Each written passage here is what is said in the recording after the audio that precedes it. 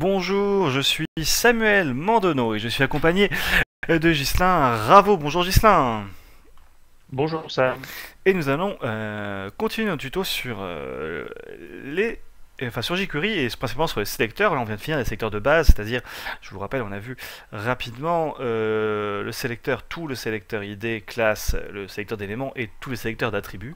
Et donc là, on a vu vraiment les bases, et maintenant on va voir qu'on peut en faire plein de choses avec, dont le cumul qui n'est pas référencé réellement dans la doc comme ça, on le voit dans le cumul des attributs, c'est le lien qu'il y a dans la description de la vidéo, mais alors que il ne le présente pas pour l'ensemble des sélecteurs de base qu'on a vu. Moi je vais englober donc du coup dans ce doc aussi les sélecteurs de base. Mais avant ça, Ghislain m'a fait part d'une bonne remarque, c'est que la casse est prise en compte. Donc c'est-à-dire que tout ce qu'on a vu jusqu'à présent, si vous écrivez en minuscule ou en majuscule, cela a une importance. Il faut bien faire attention. Si vous vous trompez juste d'une majuscule, ça ne trouvera strictement rien. Voilà.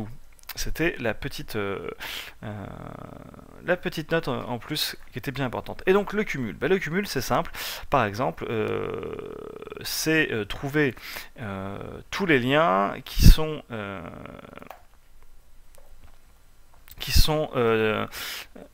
à la fois donc à la fois la classe ici et à la fois dont le lien comprend, tiens on va mettre comprend le GH Ravo. Voilà. Donc là, j'ai cumulé deux en les collant, en fait, tout simplement. J'ai cumulé ici à l'attribut, la règle d'attribut suivante. On pourrait aussi d'ailleurs mettre avant, par exemple, un élément.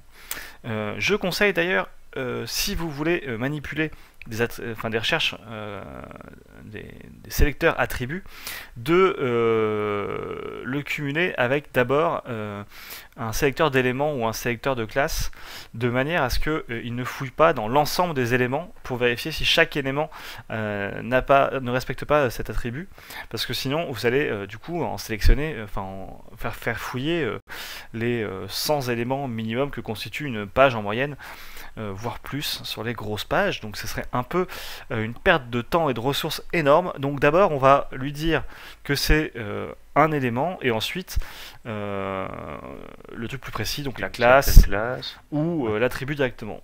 Enfin voilà, le but c'est en gros ça va être d'essayer de restreindre d'abord la recherche à quelque chose de trouvable plus facilement avant avant de faire Ouh, la recherche plus précise. Là, il va chercher que dans les liens, Donc là, et il va ensuite que dans chercher les que dans les classes. liens, qui ont la classe ici, puis ensuite que dans dans les liens qui ont classe ici, qui ont un attribut serf, ça ne se prononce pas, qui comprend GH Ravo.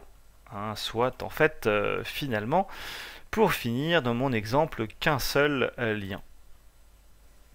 Si j'actualise, ça sera vachement plus cohérent. Voilà. Tout à fait.